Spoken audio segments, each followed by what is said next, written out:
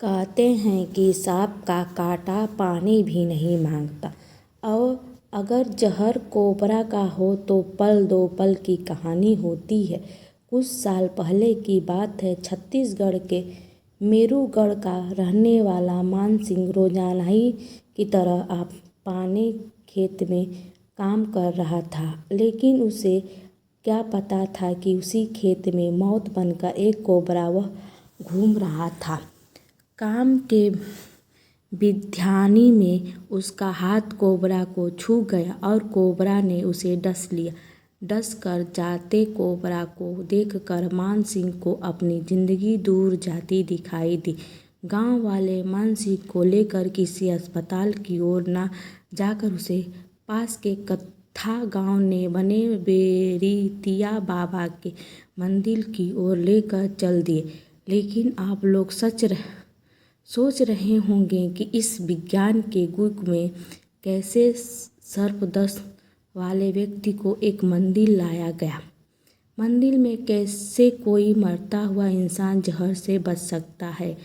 कौन है ये बिरतिया बाबा? आइए इनकी पूरी कहानी आपको बताएं।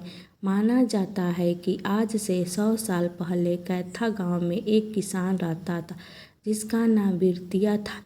एक बिरतिया के सपने में एक सांप आया और उसने बिरतिया से मदद की गुहार की। सांप ने उसे पास के खेत में आकर उसके गले में फंसे हड्डी के टुकड़े को निकालने का कहा। घबराकर बिरतिया सपने से उठ बैठा और कुछ भी समझ नहीं आया। उसके कदम खेत की ओर चल दिए और वहाँ बिरतिया ने दर्द से तड़पते सांप को देखा। बिरतिया ने सांप को दर्द मुक्त कर दिया और खुश होकर सांप ने बिरतिया को नाग मंदिर बनवाने को कहा, जहाँ बिरतिया के नाम से जय जयकार होगी। कहते ही सब कुछ वैसा ही हुआ और कैथा का ये नाग मंदिर बिरतिया बाबा की जय जयकार से गूंजता है। तो ये थी बिरतिया बाबा की कहानी। सर्पदंश से पीड़ित मान सिंह भी इसी आस्था में के साथ बिरतिया बाबा के मंदिर पहुंचा। मान सिंह को मंदिर में लिटाकर पर्दा बंद कर दिया गया। उसके बाद बाहर खड़े लोग बिरतिया बाबा के जय बोलते हैं।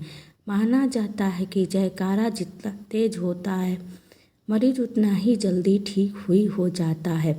और कुछ ही देर बाद सर्पदंश से पीड़ित स्वस्थ होकर अपने पैरों से मंदिर के बाहर आया। ये सब देखते ही गांव के सभी लोग बिरतिया बाबा के जयकार करने लगे। मित्रों, ये ना तो कोई कहानी है और ना ही कोई अंधविश्वास का पुलिंदा है। अगर उस गांव में जाएंगे तो आपको पुजारी से यहाँ स्वस्थ होकर जाने वाले लोगों की चिट्ठा एक कॉपी में मिल जाएगा। दूर दूर से सांप बिच्छू के काटे लोग यहाँ पर आते हैं और मंदिर से भूत प्रेत